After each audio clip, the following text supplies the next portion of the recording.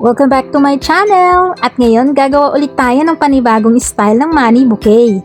Handa na ba ulit kayong matuto? I-ready na ulit ang iyong materials at sabay-sabay tayong mag-craft. Ngunit bago tayo magsisimula, hihilingin ko lamang sa inyo na mag-like, mag-subscribe, mag-comment, at mag-suggest. At syempre, share na rin ang video. Maaari po ninyong bisitahin ang mga materials na ginamit natin sa description below.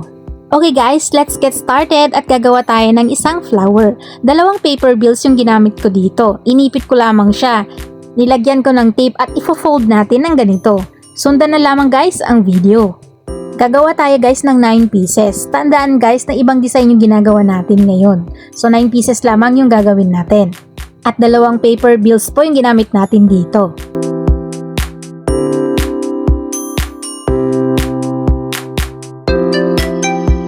At gumamit pala ako dito guys ng toothpick. Idinikit ko ito sa dulo ng paper money.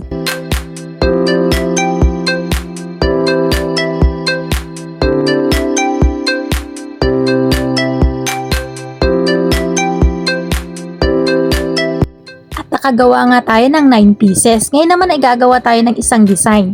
Isang pirasong paper money lang yung gagamitin natin dito. Ganun din yung pattern na paggawa natin. Pero 2 piraso lang yung gagawin natin ganito. Tandaan guys ha, itong second design natin ay 1 pieces paper bill lamang at 2 pirasong kailangan natin. So total, meron tayong 11 pieces na flowers.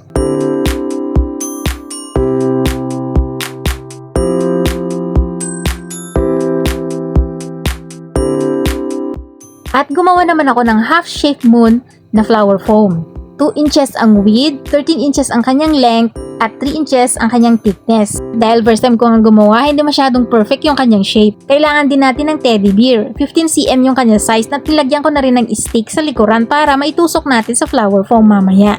And then, mag-start na nga tayong mag-assemble. Ilalagay muna natin yung mga pera.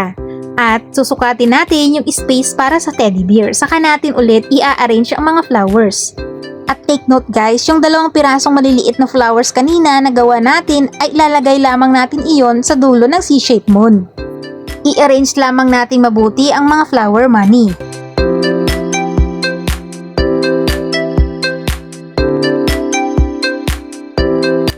At maglalagay tayo ng konting piraso ng baby's breath flowers. At plastic lamang yung ginamit ko dito guys. Ayusin lamang natin ito ng maganda.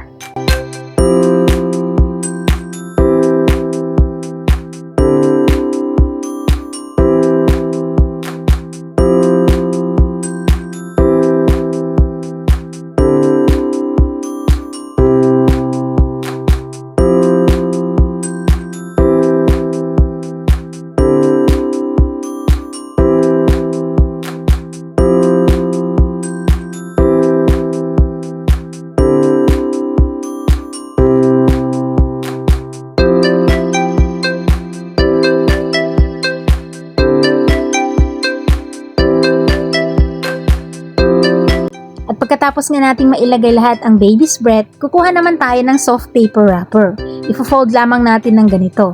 Kailangan natin dito ng tit stick. At bali, 24 pieces nga yung kailangan natin gawin na ganito guys.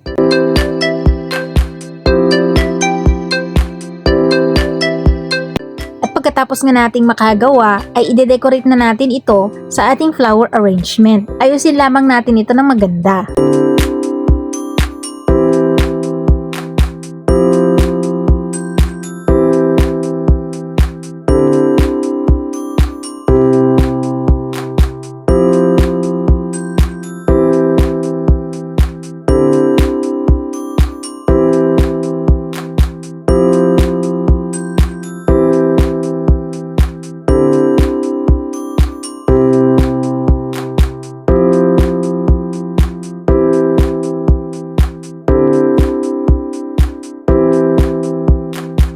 Pagkatapos nating ayusin ay i-assemble na natin ito sa flower foam. Ang sukat ng ating flower foam ay 3 inches by 4.5 inches by 7.5 inches.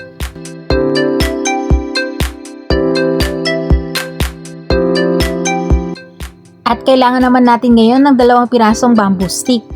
Ito ang gagamitin natin para mapagdikit natin ang flower arrangement natin at ang flower foam.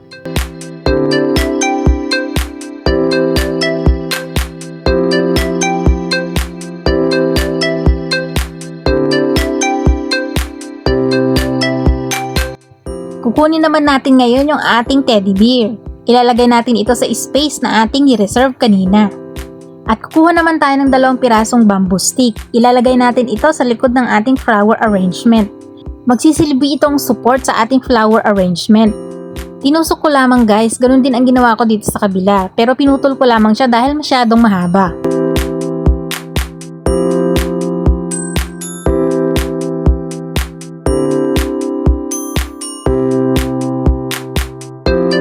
At magdadagdag nga pala ulit tayo ng konting dekorasyon. Ilagay natin ito sa likod ng teddy bear. Ayusin lamang natin ito guys ng maayos. At magfo-fold ulit tayo ng maliliit na 4 na pirasong soft paper. Pero hindi na natin ito lalagyan ng tit stick guys. Ilalagay lang natin ito sa harapan ng teddy bear.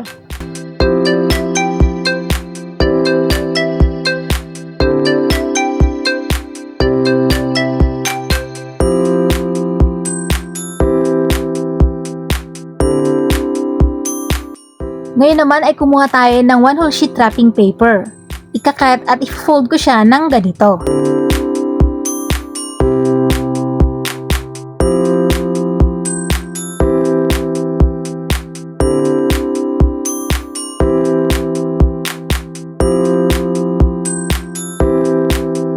Ito yung first layer na ilalagay natin sa likuran ng money bouquet.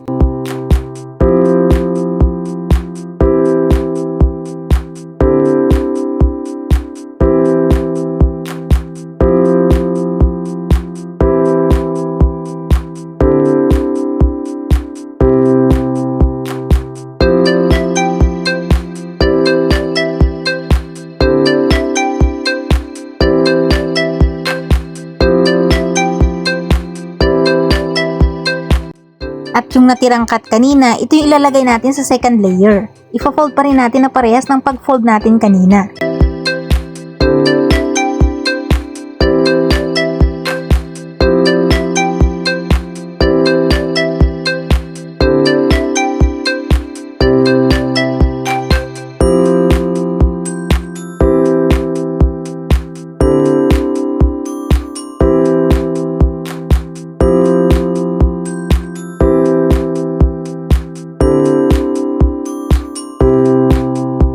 Kukuha ulit tayo ng 1 whole sheet na wrapper. Ikakat ulit natin at ipo-fold natin ng ganito.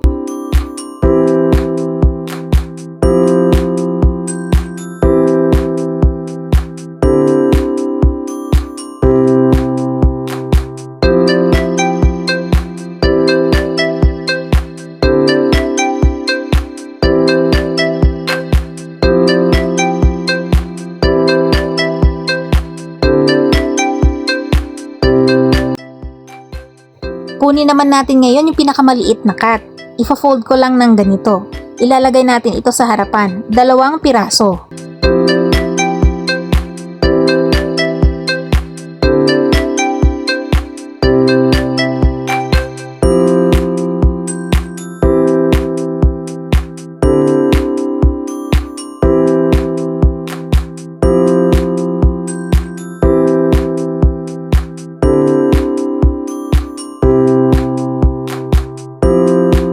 At itong 2 pirasong papel na natitira, ikakat po natin ng mas maliliit. Ipo-fold ko lamang siya ng ganito.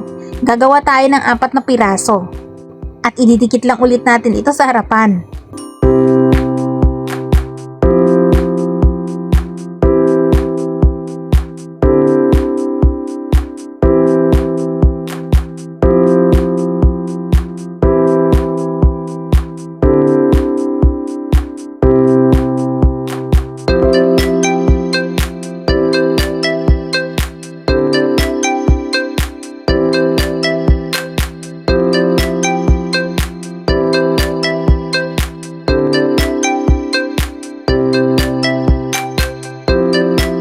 May natitira pa tayong mga wrappers. Ikakat lang natin at ipo-fold natin ng ganito.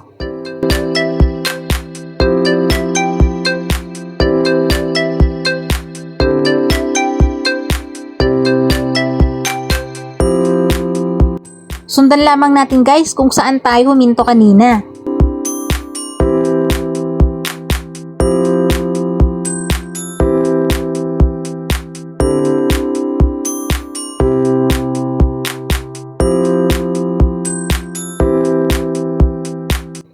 natira pa nating cut ay pambabalot natin at pantatakip natin dito sa base.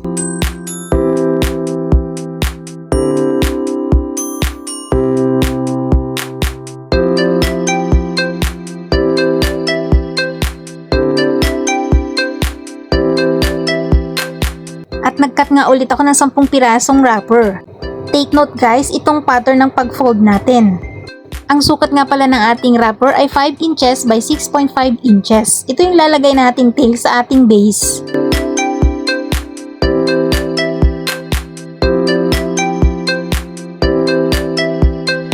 So nakagawa nga tayo guys ng 5 piraso. I-set aside muna natin. Magpo-fold ulit tayo ng 5 pieces. Take note guys, yung pattern ng ating pag-fold, hindi ito parehas kanina sa pattern ng finold nating 5 pieces kanina. For short, opposite yung foldings natin kanina sa una.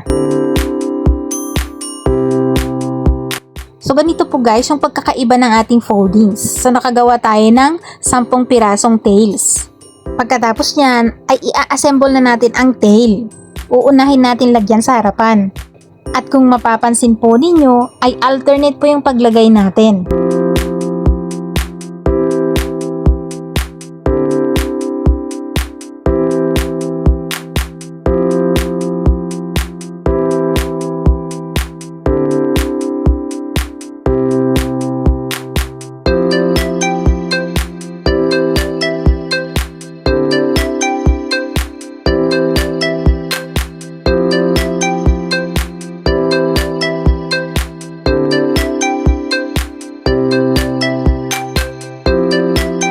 Pagkatapos nating maglagay ng tail, tatakpan naman natin yung mga nakikitang hindi maganda.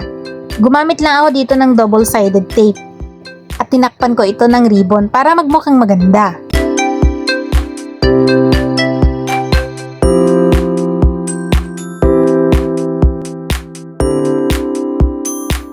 At tinikitan ko pa ng mga additional ribbons. At ito na nga ang ating finished cute money bouquet. I hope na nagustuhan ninyo. Thanks for watching! Don't forget to like, comment, at mag-subscribe para sa weekly videos na katulad nito. Thanks for watching!